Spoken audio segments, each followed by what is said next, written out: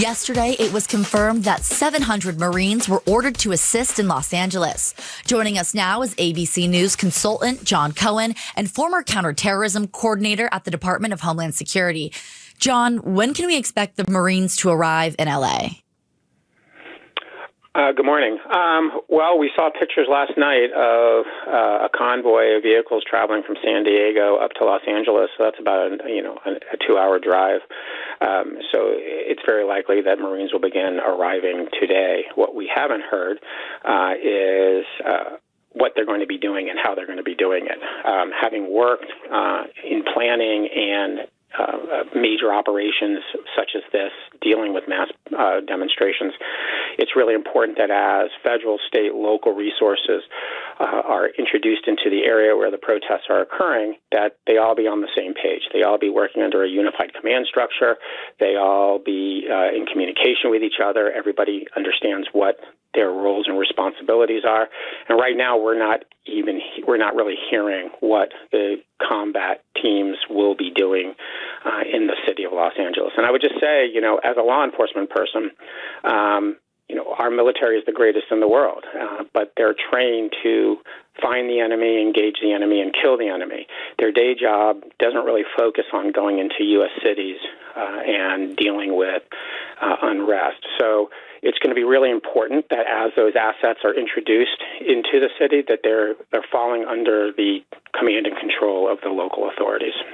So the local authorities, and by that I mean the mayor, also the governor of California, they have both come out and said, these troops, the National Guard at least, were brought in. There was no coordination with us. There is no communication with local police because they don't even have the right radios to talk to each other. So should this be concerning? I mean, the U.S. military is being used domestically.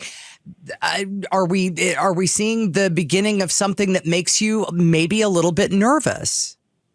Yes, I'm very nervous. Look, I've worked in Arizona. I've worked in law enforcement and national security in Arizona. I understand, even in Arizona, people have differing views on immigration enforcement. That's not the issue here. The issue here is that the federal government has unilaterally decided to deploy combat troops into a U.S. city, and they're doing so not at the request of local officials, not at the request of state officials, not using the traditional protocols that would support this type of activity. They're doing it independently. And while they're doing that, we have a rhetorical back and forth going on between, the state and local officials and the federal government that, quite frankly, is not only unhelpful, but may be actually adding to the volatility of the environment. When we have situations such as this, and these protests aren't occurring simply in Los Angeles. We've seen protests in Chicago, Atlanta, Minneapolis. There are calls for protests in cities around the country. The number one responsibility for our government, whether they be federal officials or state and locals, is to de-escalate the situation, is to make sure that as people are carrying out their constitutionally protected rights to raise their voice and say they disagree with a policy or they believe strongly about something, they can do so in a safe way. But at the same time, the public safety of the public is protected against destructive or violent activity. And you do that by your words, by the narratives that come out of government. You do it by containing where the protests are occurring. You do it by removing those involved in illegal activity from the protest environment. If you don't have a well-coordinated operation, that's not going to happen. If public officials continue to add fuel to the fire through their narratives and their words, then that's not helpful either. We're speaking with ABC News consultant John Cohen. Last question, John. What will be the role of the Marines when they arrive? Are they allowed to enforce federal immigration law? Yeah, that's what I'm waiting to hear. Typically, no, but we've already had multiple court rulings that have demonstrated that Many of the operational programs, or a subset of the operational programs being implemented, are being done outside of legal parameters.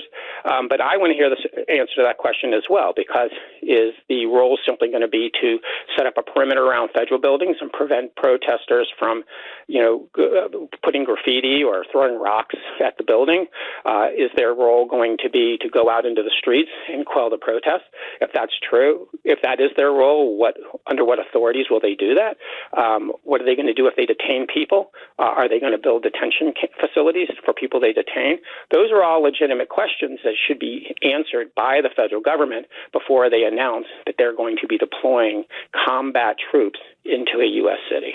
Thank you, John. That's ABC News consultant John Cohen, who is also a former counterterrorism coordinator at the Department of Homeland Security.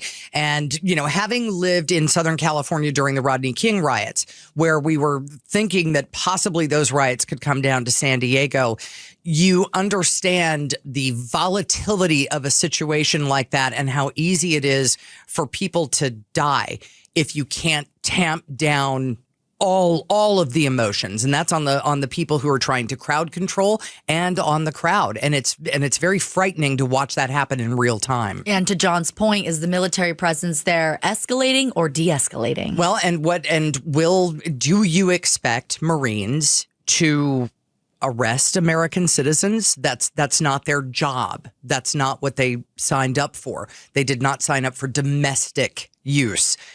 They go out and kill people and break things in other countries. Thanks for watching Arizona's Morning News. Click to watch more from KTAR News and hit the button in the middle to subscribe.